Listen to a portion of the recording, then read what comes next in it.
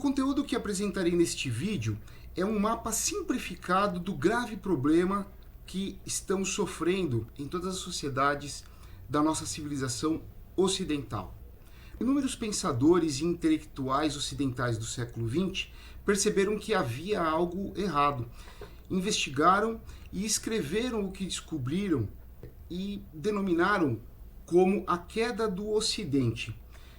E quando conseguimos absorver o conteúdo de suas obras, com certa medida de profundidade intelectual, é possível enxergar este mapa que vou apresentar agora, mostrando os fatos e as circunstâncias que desencadearam o desenvolvimento do processo dessa queda de nível civilizatório que continua até hoje.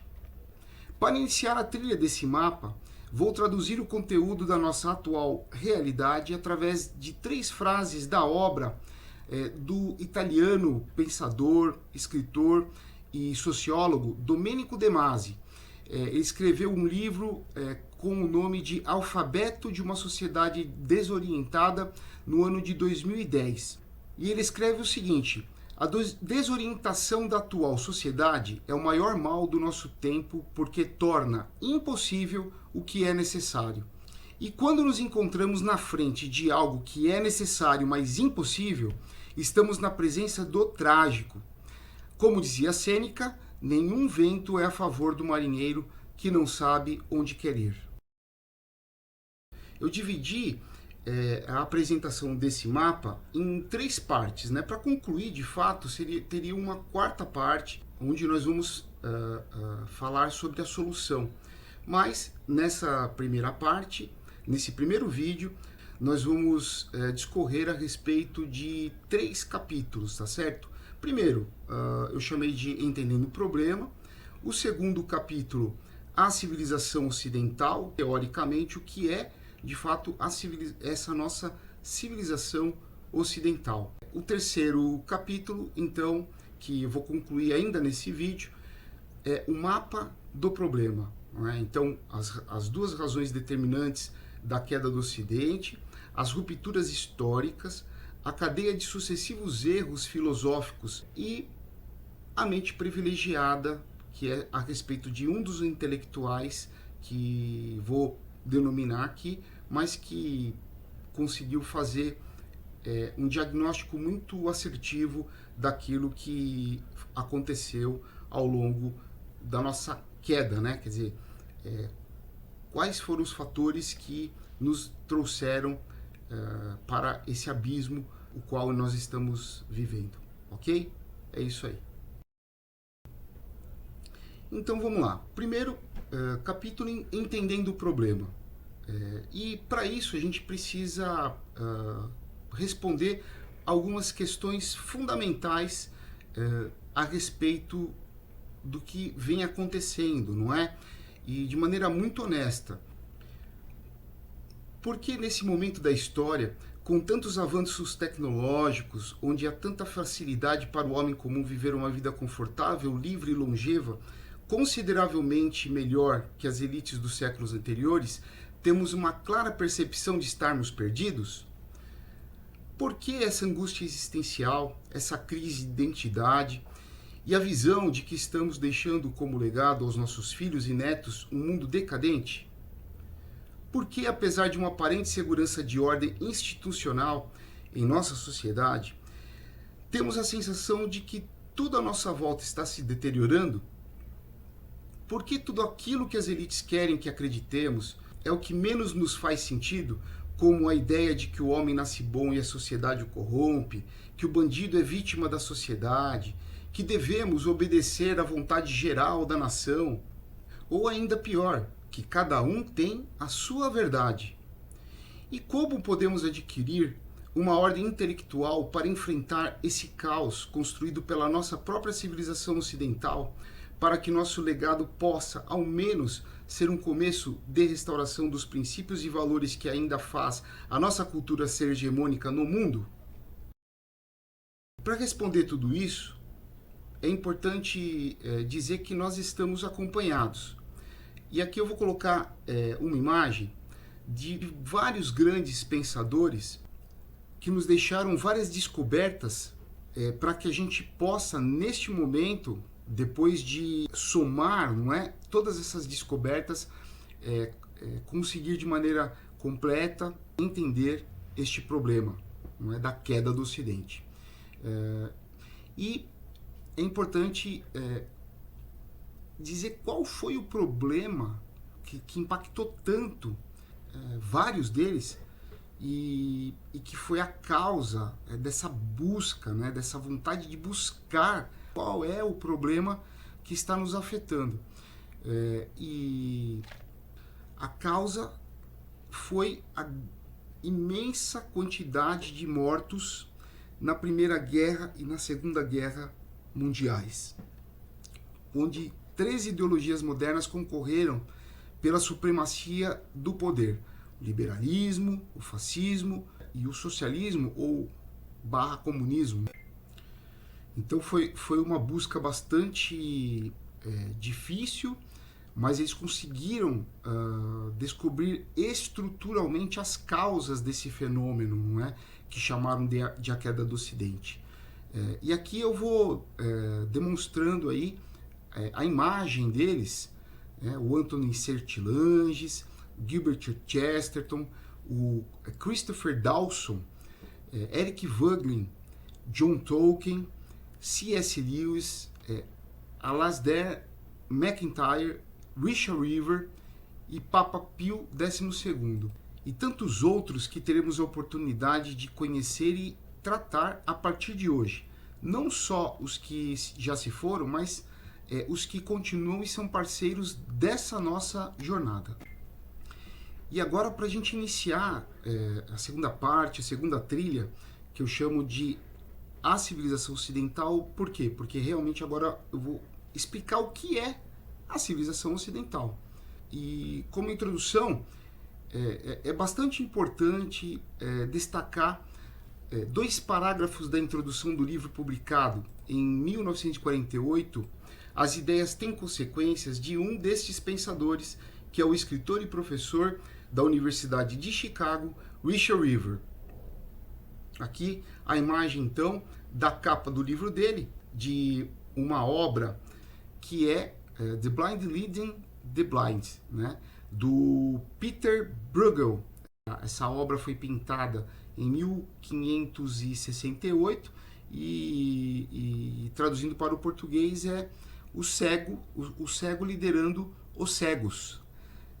É assim que Richard River vai mostrar como que a civilização ocidental foi entrando em um buraco sem fim, tá certo? Isso logo depois da Segunda Guerra Mundial, 1948 ele lançou esse livro, né? Então, ou seja, realmente foi uma grande vontade de entender o que está acontecendo, e ele realmente nos trouxe assim, descobertas importantes nesta obra, tá certo? Então, destacando as 2 frases, né, os 2 pequenos trechos desse livro, para a gente poder então entrar na explicação do que é a civilização ocidental.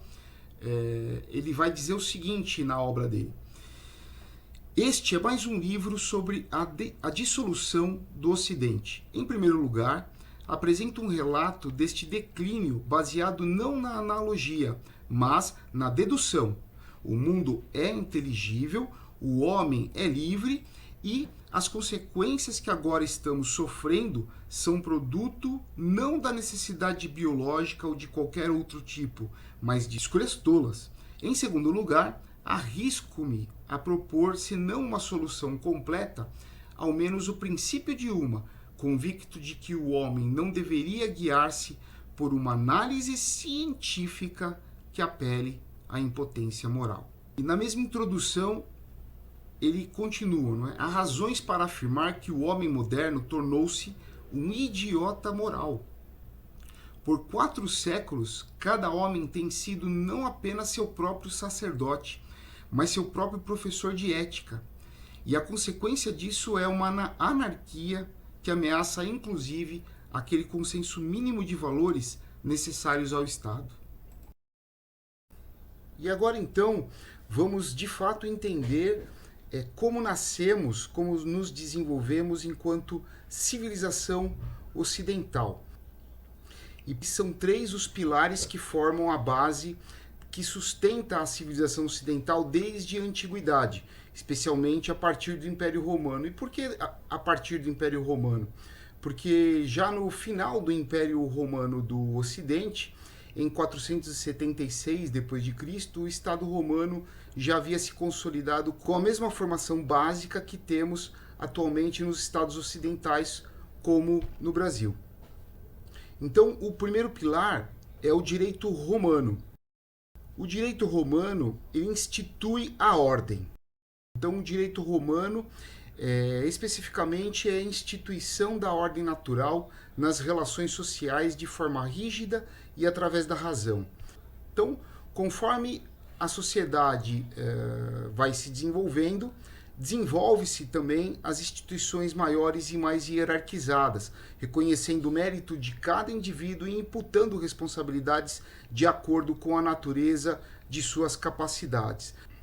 E desta forma, foi forjada a ordem do Império Romano que, criando o gigantesco sistema militar, marítimo e de estradas, unificou e governou mais de 1/4 dos habitantes do planeta em seu apogeu, causando imenso desenvolvimento comercial e cultural. Já o segundo pilar que eu vou destacar aqui é a filosofia grega. No sentido da busca da verdade, a filosofia grega possibilitou um inigualável acúmulo de conhecimento daquilo que Aristóteles chama de estrutura da realidade. Diante de tanto conhecimento acumulado, para continuar descobrindo cada vez mais verdades nessa imensa e infindável realidade, foi necessário fragmentar a filosofia em áreas de conhecimentos específicos. Assim, a nossa cultura ocidental criou as ciências. Então, a gente pode entender que, primeiro, a filosofia é a mãe de todas as ciências. Em segundo lugar, foi necessário essa fragmentação, porque não tinha como um ser humano abarcar tantos conhecimentos e todos eles, não é, numa vida. Por isso foi importante para que se desenvolvesse cada vez mais a descoberta dessa imensa realidade, foi necessário então fragmentar a filosofia ou dividir todo o conhecimento filosófico em áreas de conhecimento específicos, e cada qual criando então o seu próprio sistema científico, não é? Portanto, a nossa cultura criou as ciências. E por fim, o terceiro pilar, que é a moral cristã ou judaico-cristã. E a moral cristã nada mais é do que um conjunto de princípios e valores revelados na Bíblia, que são racionalmente percebidos pela lei natural. E como exemplo, nós podemos dizer que matar o inocente é injusto por natureza, porque temos a capacidade de perceber a existência da justiça que faz parte da ordem natural. E como finalidade, a moral cristã deve orientar a nossa vida para o bem, para a justiça e para a plenitude da eternidade da vida. Esses pilares se fundiram, impondo-se natural e implacavelmente através da estrutura da realidade, no período entre o início do Império Romano, a partir de Júlio César, e o início do Sacro Império Romano Germânico, com a coroação de Carlos Magno, constituindo a fundação que gerou no primeiro momento o que chamamos de cristandade, e no segundo momento a civilização ocidental. Vale destacar aqui que apesar da queda do Império Romano do Ocidente em 476 d.C., o Império Romano do Oriente existiu até o século XV, tanto que a data de sua queda marca o fim da Idade Média em 1453, com a queda do que a gente chama de Constantinopla, hoje Istambul, na Turquia. Portanto, o Império Romano do Oriente ele continuou a se desenvolver, guerrear e influenciar o mundo, inclusive aquilo que é o Sacro Império Romano Germânico, por mais 1000 anos, tá certo? Então até 1453. O segundo ponto para entender o que é a nossa civilização ocidental é o impulso de desenvolvimento do Ocidente. Prevendo a queda do Império Romano do Ocidente e a destruição das invasões bárbaras, membros da elite intelectual romana, como Santo Agostinho, com o objetivo de preservar o conhecimento acumulado e estruturado nos milhões de pergaminhos mantidos pela Igreja, criaram inúmeras fortificações pelo Império, chamadas de mosteiros. Vale destacar que, ao lado de Alexandre da Macedônia, Júlio César e César Augusto, até hoje Carlos Magno é considerado um modelo de governante e também o pai da Europa e da educação, porque defendeu a ordem católica unificada do papado, vencendo as guerras contra os reinos europeus contrários a essa ordem, e a partir disso concretizou e promoveu a construção de inúmeros mosteiros para o compartilhamento de conhecimento.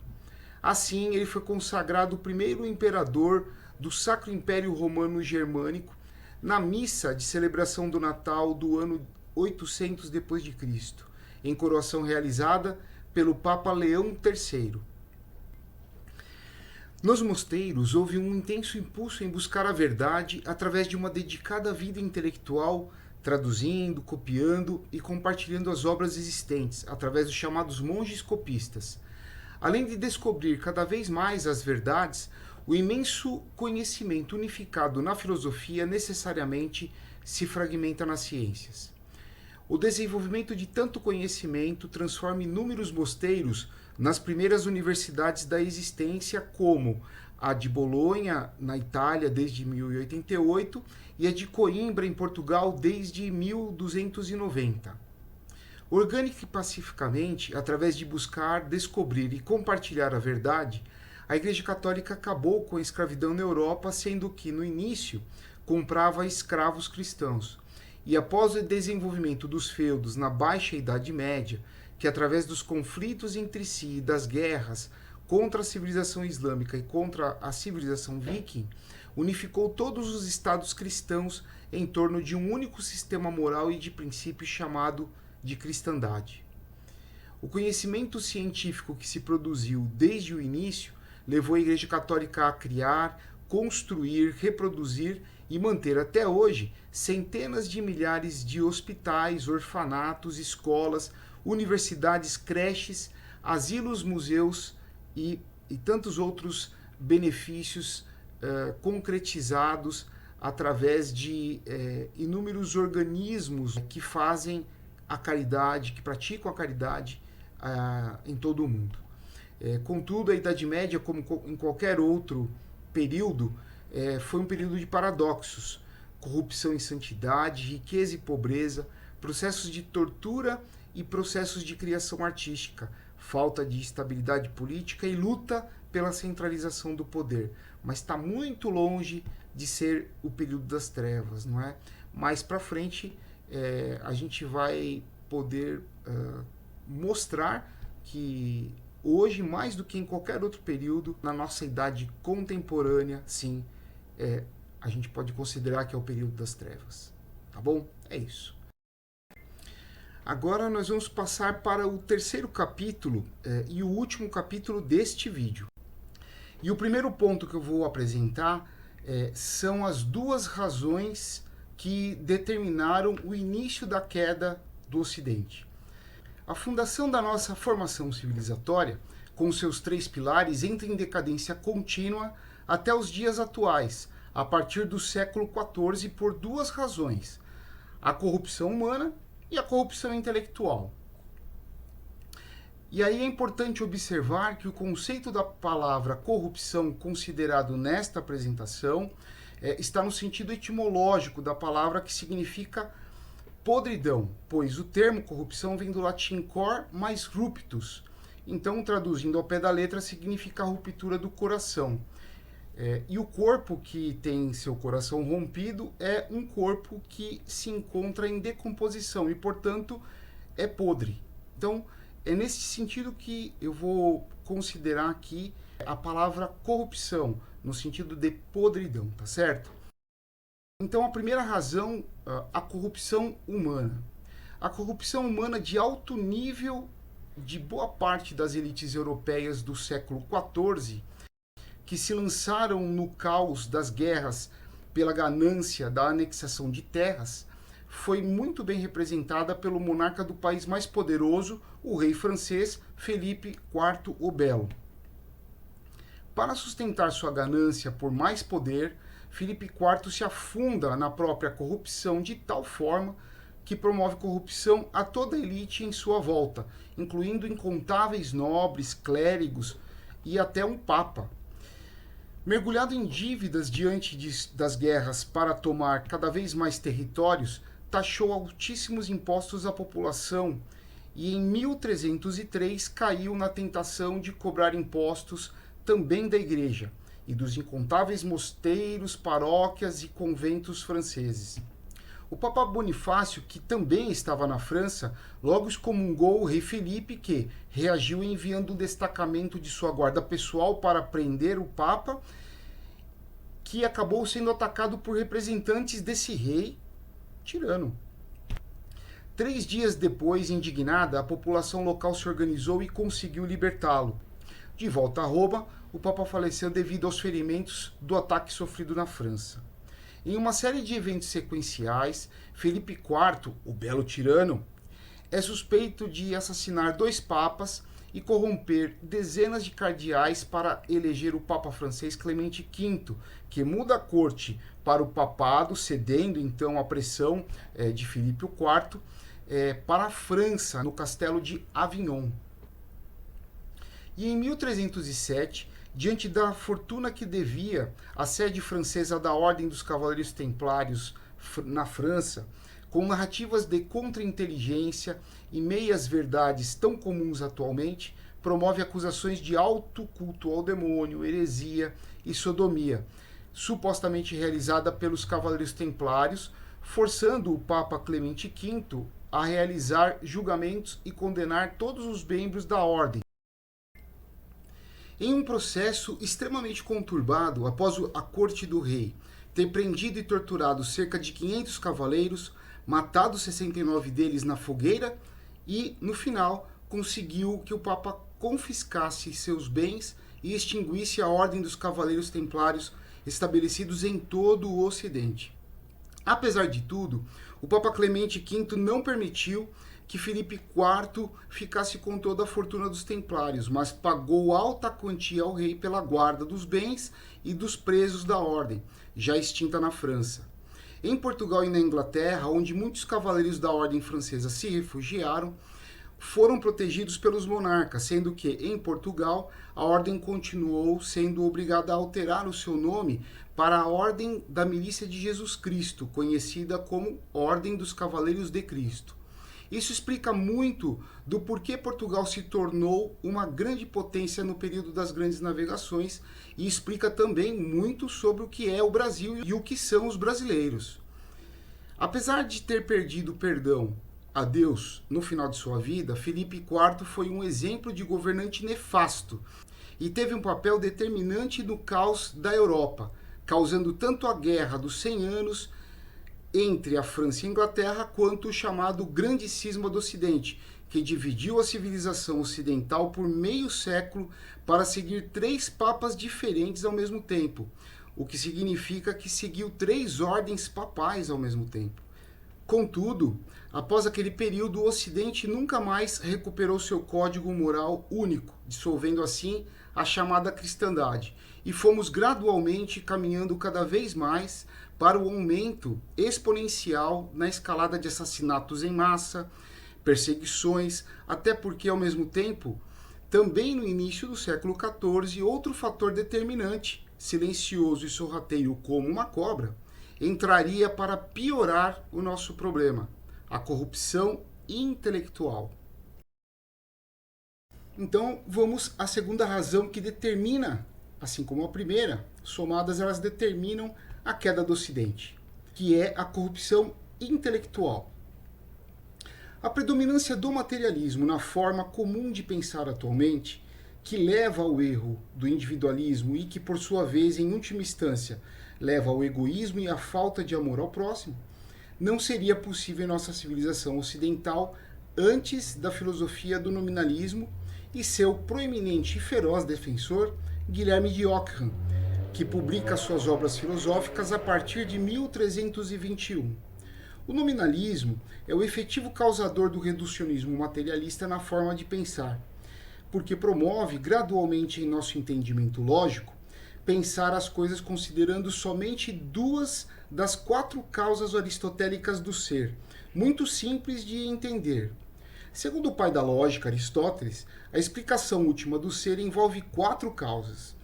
A causa material responde de qual matéria o ser é feito. A causa formal responde qual é a essência do ser. Já a causa eficiente responde o que trouxe o ser à existência.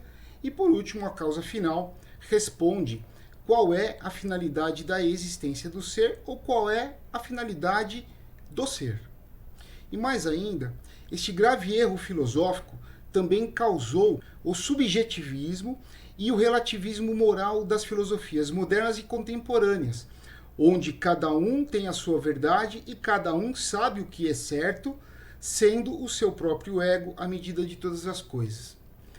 Para compreender corretamente o problema do nominalismo, antes é fundamental entendermos tanto o significado de inteligência quanto o conceito do que chamamos de universais. Inteligência significa ler a essência do ser. Do latim intus, que significa dentro, mais legere, ler. Segundo o filósofo Tomás de Aquino, entre o intelecto e os 5 sentidos há uma diferença, uma contraposição, porque o conhecimento sensível concerne as qualidades sensíveis externas e o conceito intelectivo penetra até a essência do ser. E o que são os universais? O nosso intelecto racional é dotado da capacidade de classificar a multiplicidade da realidade, organizando todos os seres ou as coisas em grupos genéricos, e é a isso o que chamamos de universais, porque cada coisa ou cada ser de um mesmo grupo compartilha as mesmas essências ou a mesma natureza. O nominalismo é a corrente filosófica de pensamento que nega a existência da natureza dos universais e, portanto, nega a existência da essência das coisas ou dos seres. Para o nominalismo não existem essências. O que existem são apenas nomes que damos para agruparmos as coisas ou seres que têm semelhanças. Porque o que existe são somente coisas ou seres individuais e autônomos. Assim, o conceito de cachorro não existe na realidade, bem como homem, cavalo, flor, árvore, pois são apenas nomes. O mesmo serve para os conceitos do que são a beleza, a dignidade, o bem, a justiça ou a verdade. E aqui eu vou dar um exemplo. Temos 2 cachorros, um pitbull e um pastor alemão. Para o pensamento nominalista, não são uma espécie, porque são somente indivíduos autônomos unidos por semelhanças. Da mesma forma, não existe nem pitbull, nem pastor alemão, pois raça também não existe. Ou seja, não são da mesma espécie porque a essência da cachorridade não existe. O mesmo vale para os humanos, que compartilham a essência universal da humanidade. Portanto, assim como a cachorridade, a humanidade também não existe. Não é possível termos paixão, amor, dignidade, honestidade, porque estas coisas são apenas as semelhanças que nos unem pela expressão ser humano. Vale ressaltar que quando entendemos o pensamento nominalista, é simples reconhecermos que ele é a base do relativismo moral e da ressignificação das palavras e termos. Percebemos facilmente este problema quando recorremos aos dicionários hoje em dia e encontramos 5 ou mais significados para a mesma palavra e o pior, nenhum deles é o significado original ou etimológico daquela palavra, deixando o leitor em dúvida e confuso, atrapalhando o entendimento que busca. Dessa forma, organicamente, corrompe a nossa forma de pensar, desencadeando outros erros cada vez mais complexos nas filosofias modernas e contemporâneas, dificultando o entendimento entre os seres humanos, apesar de, entre aspas, não existir ser humano, não é mesmo? Atualmente, a corrupção intelectual é tão grave que, quanto mais a pessoa for contaminada por essas filosofias, mais perversamente enxergam a realidade, muitas vezes chegando a distorcer a realidade de sua própria natureza. Estas duas razões que acabei de expor causaram irreparáveis danos à civilização ocidental, que perdeu o sentido da ordem unificada de valores e princípios, negando a chamada estrutura da realidade metafísica. E a partir disso, como disse Richard River, na mesma frase que citei no início desta apresentação, há razões para afirmar que o homem moderno tornou-se um idiota moral. Por 4 séculos, cada homem tem sido não apenas seu próprio sacerdote, mas seu próprio professor de ética. E a consequência disso é uma anarquia que ameaça, inclusive, aquele consenso mínimo de valores necessários ao Estado. E continuando o nosso terceiro capítulo, vamos entrar aqui no segundo ponto, que é a cadeia de sucessivos erros filosóficos. Naturalmente, havia uma infinidade de coisas para poder tratar aqui a respeito das filosofias. Isso é interminável, na verdade, não é? Mas a finalidade aqui é apenas apontar alguns erros para podermos entender como o nominalismo desencadeia todo um modo de pensar cada vez mais degradante, cada vez mais sem considerar o ser ou a coisa na sua totalidade, especialmente daquilo que seria a essência do ser ou da coisa, bem como da finalidade das coisas, passando a enxergar a coisa ou o ser apenas do ponto de vista material, considerando apenas o que ele vai poder te trazer de bom, como você vai poder utilizar essa coisa ou ser, incluindo o próprio ser humano, para satisfazer as suas vontades ou os seus objetivos.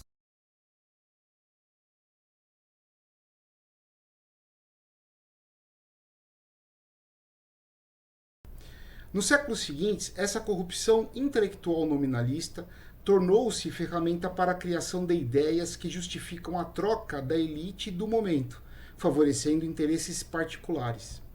Isso sempre foi assim. E além da elite atacada, todas as pessoas comuns também se tornam vítimas, juntando-se ao coro do senso comum manipulado com a promessa do paraíso na Terra. E cada vez mais corrompidas com o tempo, sempre com meias verdades, estas filosofias ideológicas, produzidas no seio da própria civilização ocidental, provocam seu constante decaimento civilizatório, como podemos constatar nestes nossos dias, infelizmente.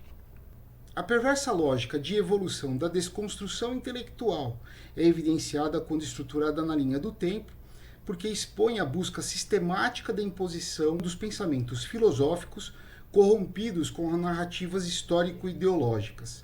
Do humanismo do século XV, durante o período da Renascença, quando impõe ser o homem à medida de todas as coisas e não mais Deus, causando a primeira ruptura do sistema moral único, onde em todos os países cristãos haviam um entendimento do certo e do errado, do bem e do mal, da verdade ou mentira, compartilhando os mesmos princípios e valores, não só entre todos, mas também passando isso de geração em geração, e chegou até nós em grande medida.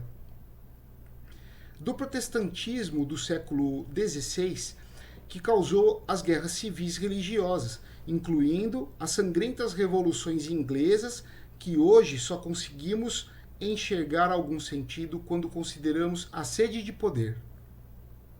Do racionalismo do século XVII, quando David Hume afirma que a verdade deve ser provada, como se a beleza, o bem, a justiça e até a própria verdade fossem materiais. Ou ainda quando afirma que, através da sistematização de toda a natureza, inclusive do ser humano, seria a solução de todos os problemas. Estes pensamentos causaram o absolutismo através da sistematização do poder do Estado. O exemplo é o Luís XIV e o chamado Rei Sol, que reunia os racionalistas que o guiaram para a perversão da estrutura da realidade, dessa sistematização fazendo avançar o reducionismo materialista e aumentando ainda mais o poder do Estado. Do iluminismo do século XVIII, quando impõe separar Deus da razão, como se isso fosse possível, causando a Revolução Francesa, onde havia a popular finalidade de enforcar o último rei nas tripas do último padre, pois isso ajudaria a implantação do paraíso na terra e todos seriam prósperos e felizes. Da ideologia alemã e do romantismo do século XIX, quando impõem que nascemos no caos e ordenamos o mundo com a nossa mente. Verdade, isso quem disse foi um grande filósofo, que também eu respeito bastante, Immanuel Kant. Produzindo ideias como a luta de classes, o materialismo histórico e a ideia do humano, que só seria sobre-humano se pudesse desvestir-se dos preconceitos do bem e do mal, da verdade ou mentira, do belo e feio, não é? Do certo ou errado. Pois não existe nada disso. A única coisa que existe é o poder da sua vontade. E ainda mais que o Estado, com todo o seu poder e burocracia, é o supremo bem. Diante disso, nem é preciso expor que estes pensamentos causam as fanáticas ideologias que exterminaram centenas de milhões de vidas da própria civilização ocidental. Enfim, o niilismo, o hedonismo, sem esquecermos do existencialismo e todas as maiores e mais hediondas ideologias vendidas como filosofias que se seguiram para justificar a busca do prazer a qualquer preço e alçá-la como o mais importante sentido da vida, justificando a destruição de tudo o que sinaliza a paz, a promoção e a salvação de vidas, tanto do próximo quanto até de si mesmo. Rupturas históricas. Por que eu coloquei o nome deste ponto, né, as rupturas históricas? Porque é a forma como se passa, não é, a história nas escolas, nas universidades, nos livros, é sempre contaminada pela corrupção intelectual. Então, depois que a gente viu os erros filosóficos, não é? E tinha muito mais coisa para falar, mas a gente não consegue, né? Senão a gente não consegue resumir aqui tudo isso num mapa simples, né? Desse problema que é a queda do Ocidente. Então, vamos lá. Conforme os erros filosóficos se desenvolvem cada vez mais, o intelecto humano do homem comum ocidental gradualmente se atrofia até chegar à perda de entendimento da finalidade de qualquer ser ou coisa que exista, inclusive de si próprio. Historicamente, em nossos sistemas educacional, artístico e de comunicação, nos ensinaram que após a sua queda, o Império Romano se fragmentou em feudos e o Ocidente mergulhou num período de caos e trevas que durou os 1000 anos da Idade Média.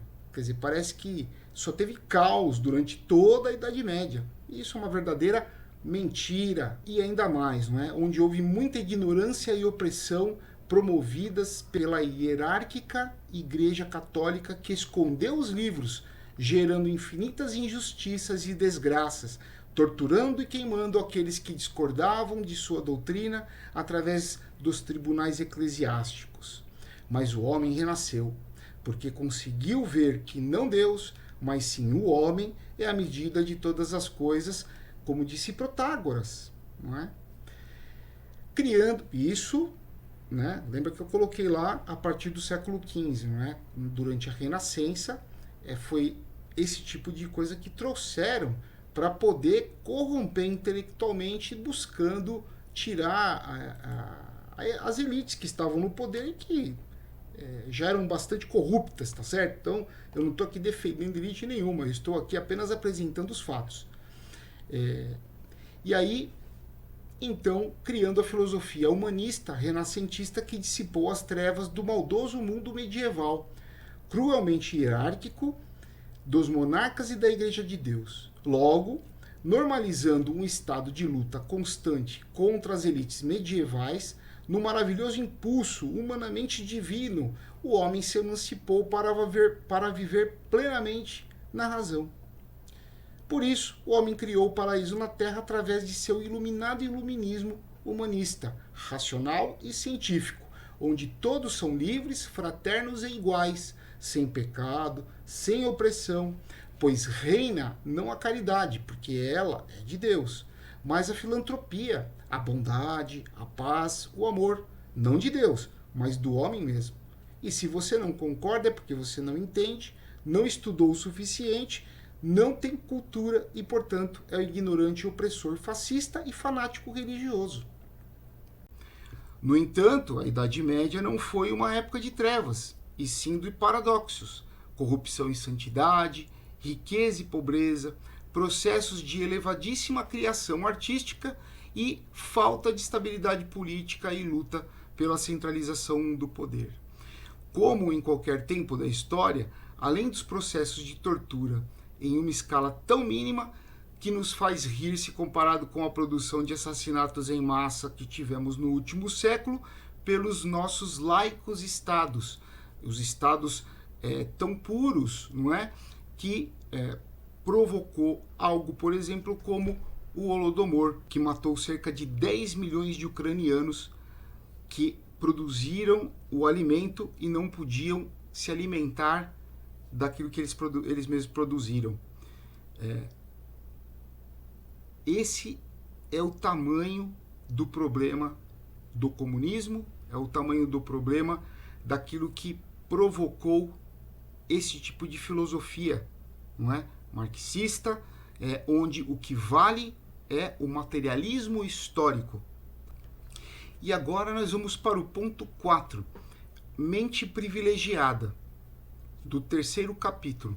E o último ponto, então, que nós vamos tratar, fechando aqui esse mapa simplificado da queda do Ocidente. Para ilustrar a lucidez de pensamento nesta cruzada rumo ao abismo do Ocidente, trago um dos intelectuais acima citados, o Papa Pio XII. Com o intelecto privilegiado, enxergou o problema e nos ajuda a esclarecer de uma forma muito simples e didática o seu diagnóstico em seu discurso para homens da Ação Católica em 1952, e que corrobora com o nosso mapa simplificado apresentado até agora. E nesse discurso, ele diz que o problema se resume num conjunto de sims e nãos do homem. Aí ele vai dizer o seguinte: no século XVI, em sua visão protestante, o homem disse sim a Cristo, à Sagrada Escritura e à revelação, e diz não à tradição, ao magistério da Igreja, ao exemplo da vida dos santos e à hierarquia da Igreja. No século XVIII, do alto de sua razão iluminista, o homem diz sim a Deus e não à religião e à Sagrada Escritura.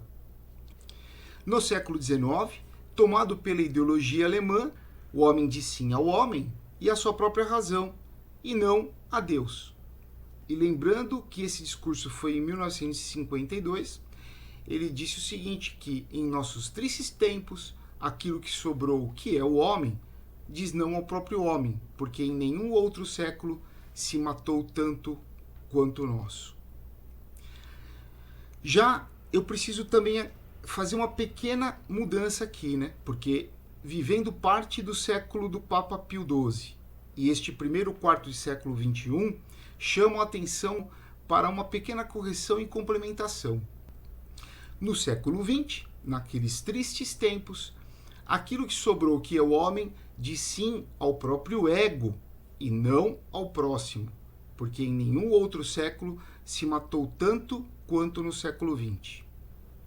E no século XXI, até o presente momento, o homem diz não a si mesmo, diz não à própria natureza humana de seu ego e a tudo aquilo que ela representa na existência.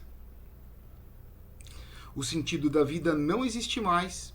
E se a vida não tem sentido, porque o buraco interior, que só pode ser preenchido quando transcendemos a nossa própria existência material, foi trocado pela busca do prazer, tornando-se escravos das paixões e cada vez mais, como animais irracionais, somos impulsionados apenas pelos sentidos, pelos nossos instintos. O homem matou a tradição da igreja, separa a razão de Deus, mata o seu próximo e, no fim, comete suicídio. Tudo em nome do direito à liberdade, atomizada, egoísta, causada pelo reducionismo materialista, que perverteu a cultura da civilização ocidental no seu próprio seio e vem causando a própria ruína. É isso. Realmente é preciso refletir sobre esses assuntos, discutir, estudar, buscar o tempo inteiro a verdade, porque, de fato, ela existe. Que ninguém se engane. Ela existe. Ok? É isso aí.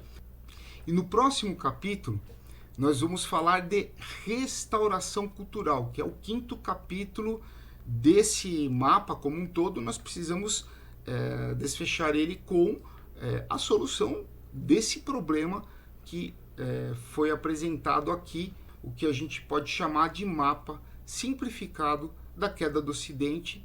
E, portanto, quando a gente fala de Ocidente, somos nós mesmos, tá certo? Valeu!